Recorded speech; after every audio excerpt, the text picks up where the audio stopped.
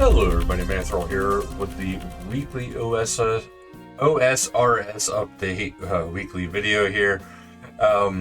First up, just want to say, I missed Mondays for RS3. Some stuff came up, do apologize for that.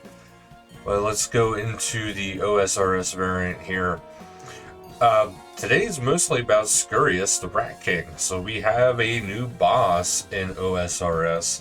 It is indeed Scurrius Rat King, so they added Scurrius Rat King, a mid-level PVM boss lurking in the Varrock sewers. This also added the rat bone weapons, which deal extra damage against rat-type enemies, so it's perfect to actually use against him. But who knows, maybe there's going to be a higher level rat boss eventually, you never know. But rat bone weapons require an untradeable rat spine to craft. This drop is only obtainable from Scurrius himself. There was some other changes, which is that players who have lost blood roots due to last week's scythe changes will be able to reclaim them from Vire later this week. So there is a way to get them back if you lost them. Bank placeholders for coal would now be maintained when withdrawing all your coal into your coal bag. Arcane scarabs now reliably render over agile scarabs. Berry will no longer interrupt players with a chat box every time they enter the woodcutting guild.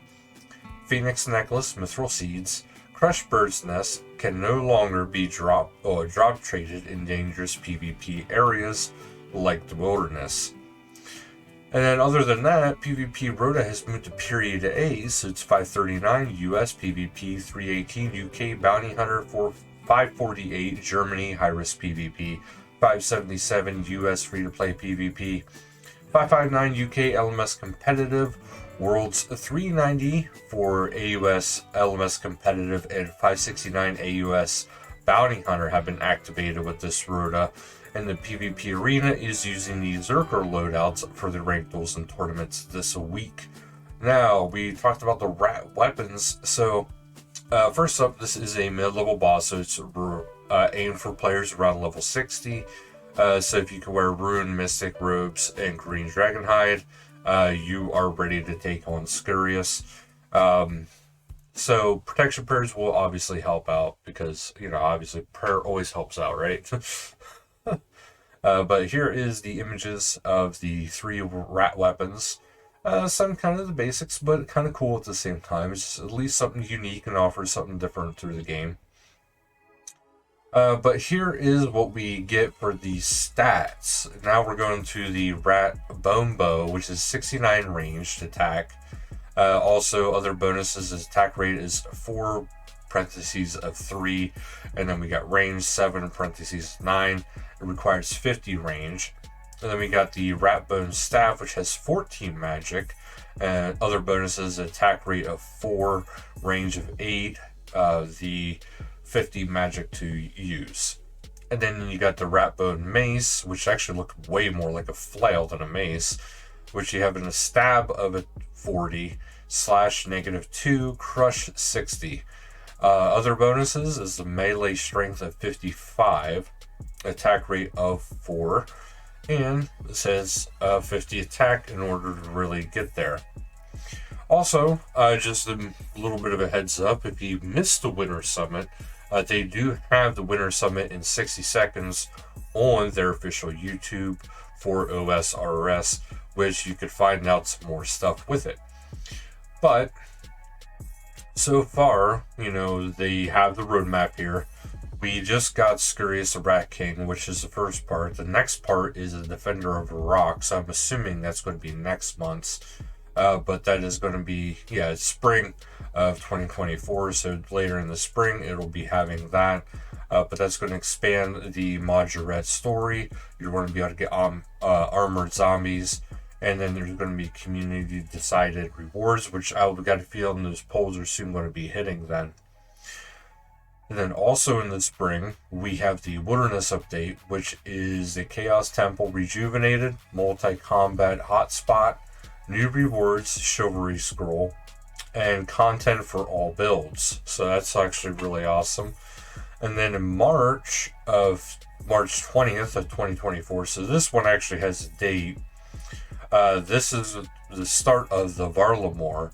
So this is the city of Civitas Illa Fortis and the Fortis Coliseum PVM Challenge, Hunter Guild, Perilous Moon's new dungeon, Cam Torum Dwarf City, multiple new quests, and more.